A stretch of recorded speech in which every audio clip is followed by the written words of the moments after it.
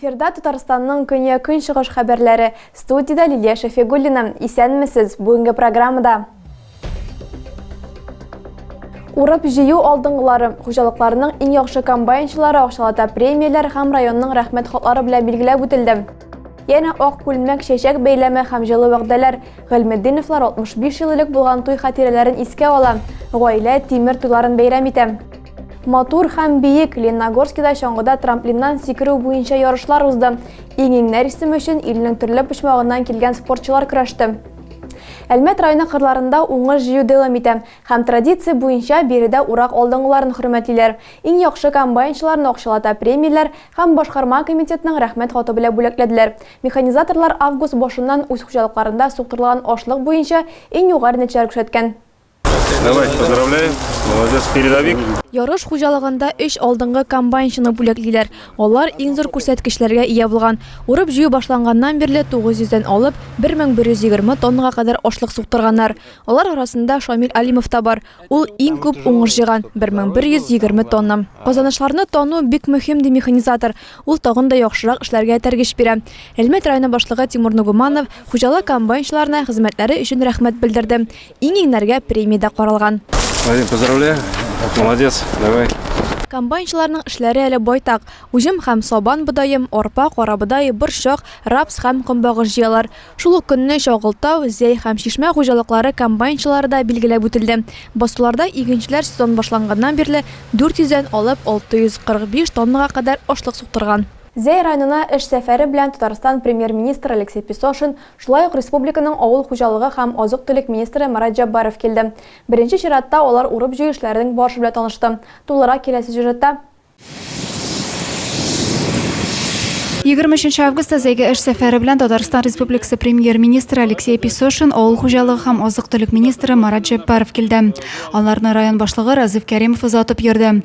Кунаклар беренче булып Зәй шикәр агрофирмасы басуына тукталдылар. Разиф Галеевич Зәй районы авыл хуҗалыгының эш барышы белән таныштырды. Алексей Песошин районда төп культураларның берсе булган шикәр чөгендере казу барышы белән дә кызыксынды. Идет накопление примерно 4,5 тысяч тонн. Заводим 2-3-дневный запас и начинаем жить алаберса сезон. С вашей легкой руки, с вашего приезда получается. Кунаклар Чыбыклы авылы янәшәсендә авыл хуҗалыгы продукцияләре җитештерүчеләренең күргәзмәсе белән дә таныштылар, механизаторлар белән аралаштылар. Премьер-министрның мактау сүзләре районыбызның иртә яздан кара көзгәчә басуда булган барлык эшчеләргә авыл хуҗалыгы белгечләренә багышлана. Еще раз хочу поблагодарить вас за работу. Не только тех, кто в полях, но и тех, кто на соцобъектах работает. Бүгенге көндә районда көзге бодай суктыру тәмамлау алдында кайбер хуҗалыкларда игенчеләр арпа җыю эше белән мәшгульләр. Адилә Борханова, Денис Сипатов, Көньяк-Көнчыгыш хәбәрләре. Бөгелмә полицейскийлары аңлы рәвештә сәламәтлеккә авыр зыян салуда шикләнүчеләрне тоткарлаган. 62 яшьлек ир танышы белән низагка кергән һәм корсагына пычак белән чәнчегән. Ашыгыч ярдәм хезмәте зыян күрүчене тән җәрәхәтләре белән хастаханәгә заткан. Тиздән хокук сакчылары эле хөкем ителгән бер кайда эшләмәүче бөгелмәне тоткарлаган. Иратның пычагы да табылган. Җинаять эше кузгатылган, шикләнүчене кулга алганнар иратка 10 елга кадәр ирегеннән мәхрүм ителү куркынычы яный. Озакай районының Карамалы авылында озак еллар колхоз рәисе булып эшләгән Әнәс Җиһангиров истәлегенә мемориаль такта ачылды. Анда район җитәкчелеге, легендар шәхеснең хезмәттәшләре, туганнары, балалары һәм ветераннар катнашты.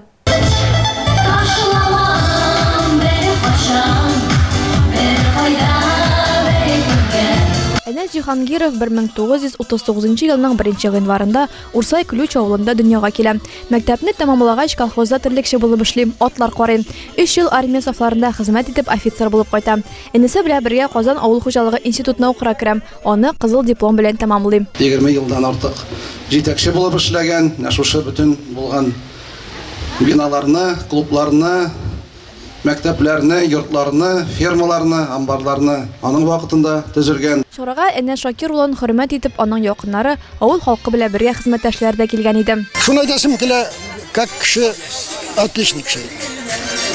Аның белән рәхәтләнеп бөтен җәмәгать сөйләшеп, бөтен эшне эшләп була бергә.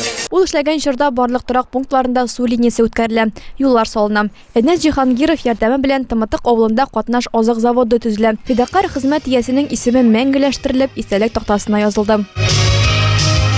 Алгышларыбызны бүләк итәбез һәм инде шушы Тормыш иптәше Мәсгудә ханым белән бергә алар 2 бала тәрбиялиләр. Бүгенге көндә улар Нәфис Ознакыйда яши. Кызлар Нәфисә Казан шәһәрендә. Безнең әти буларак шын әти иде. Ул инде үзен бүтән җанын, тәнен балалар дип, оныклар дип наша яшәгән кеше. Ул инде үзен кайгыртмыйдыр.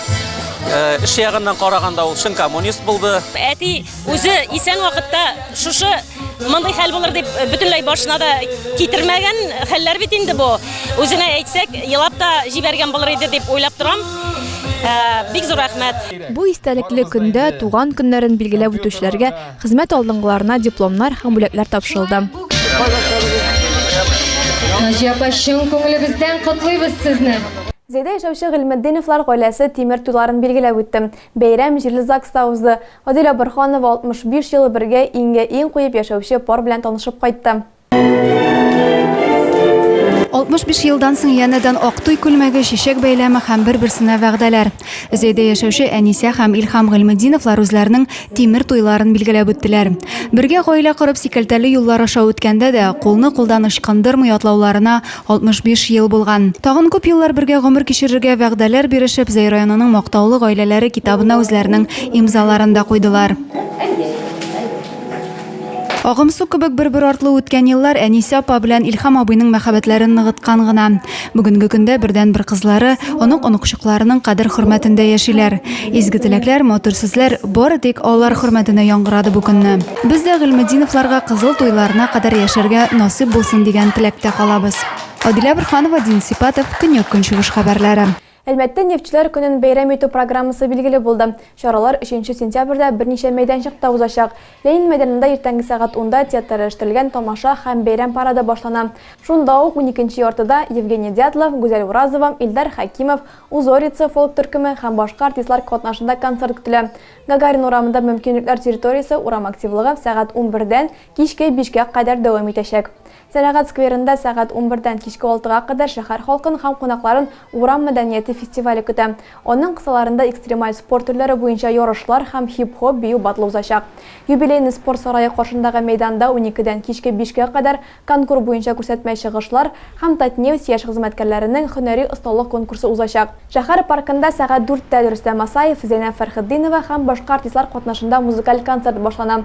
Каракүз скверында төштән кичке 6-га кадәр кунакларны Сандугай Сайрар Илем фестивале лауреатлары музыкаль номерлар белән сөендерәчәк.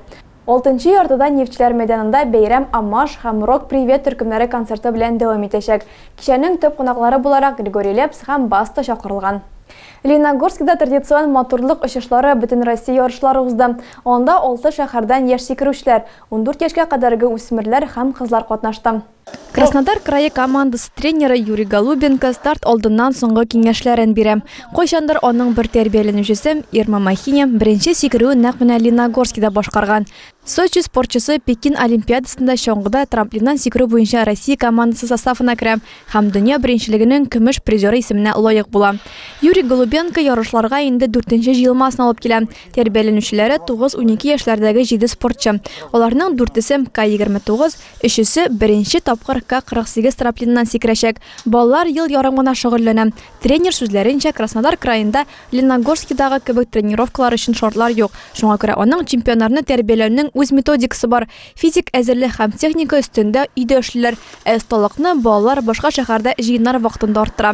Спорт мастеры булу һәм Россия җыелма командасына эләгү турында Сочи спортчысы Виолетта Трифунович хыяллана. 12 яшьлек кыз гаиләсендә сикерүчеләр командасы үсеп килә. Бу ярышларда аның белән бергә Виолеттаның туганы да чыгыш ясый. Краснодарлардан тыш медальләр өчен Казан, Уфа, Красноярск, Магадан һәм әлбәттә Лениногорск спортчылары көрәште.